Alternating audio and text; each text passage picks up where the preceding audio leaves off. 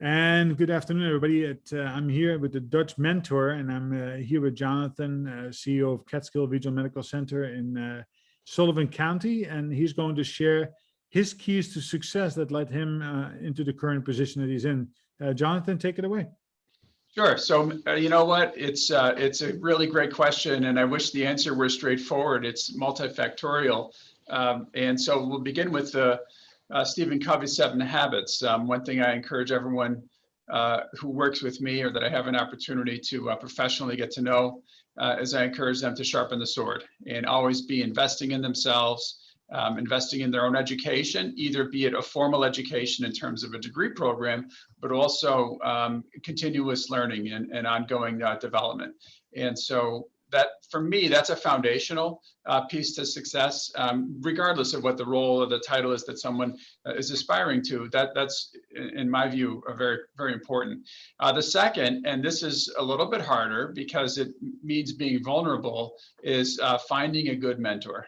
And finding mentors is easier said than done. It requires you to admit to yourself and to someone else that you may have opportunities to improve, to get better, that the person you're asking to mentor you recognizes that you're asking for their time, and you're asking them to invest in you in terms of their time, their thinking, and your own professional development.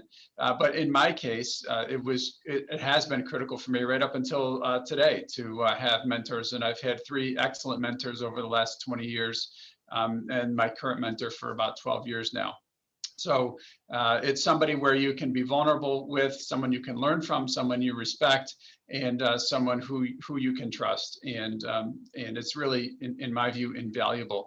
The third is to know the values, right? So what are the values you stand for? What's negotiable and what's not? And for everyone, there's going to be some variability, but I would submit that there are some fairly solid core values that everyone will need to be successful and will need to demonstrate to others that they live them every day.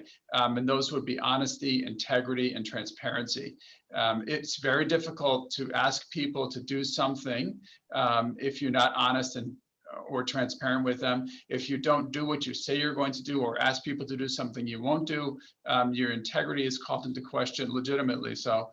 And so, above all else, do not compromise those values. Hold them still and let people know what they mean, what they are. Let them know what's important to you. What I have found is that the leadership teams that I work with, when they know what those values are, they begin to adopt them too, because everyone wants to fit in, right? We want to be part of a team.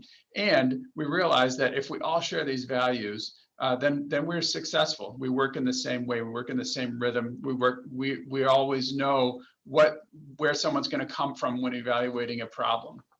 And the other piece of that is that when people come onto the team and they don't share those values, or they just don't have it in them, they stick out very quickly. Yeah. And it's obvious to everyone, usually including them, that something's not right here. And when you try and put a finger on it, that's usually what it is.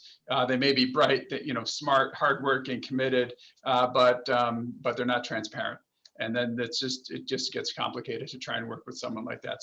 So for me, those are the keys to success that I've had. Now, there's a couple other things that I would suggest, and one is servant leadership. This is just a leadership style. Obviously, everyone listening to this would know about that. But the other piece of it is empowerment. And in my organizations and in the organizations I've led in the past, the people who work with me know that I'm going to support them to make decisions, to do what they think is best. If they hold those values true, right, then I know they think they're making the right decision. And we all make mistakes. The biggest part of it is to talk about them openly and transparently and learn from it. We can't hold, there's an old saying, right? If you don't make mistakes, you're not trying hard enough.